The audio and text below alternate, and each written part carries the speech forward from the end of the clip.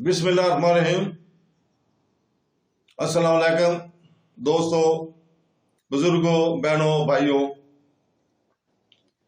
हम सूरह अल-माइदा की आयत नंबर 34 की तफसीर पेश कर रहे हैं।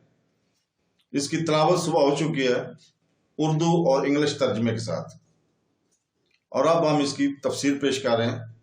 अल्लाह ताला आयत नंबर 34 में फरमाता है, जिसका तर्जमा है, मगर वो कि जिन्होंने तौबा कर ली इससे पहले कि तुम इन पर काबू पाओ, तो जान लो कि अल्लाह बख्शने वाला है।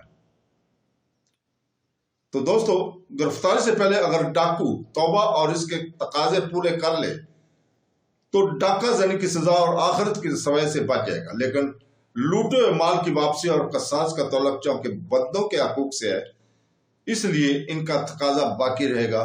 अब इसके औलिया चाहें तो माफ कर दें, चाहें तो इसका तकाजा करें। तो दोस्तों, अल्लाह ताला ने इस आयत में माफ फरमाने का भी जिक्र किया है चोर को।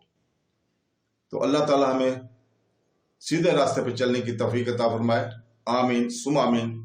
अल्लाह हाफ़िज़।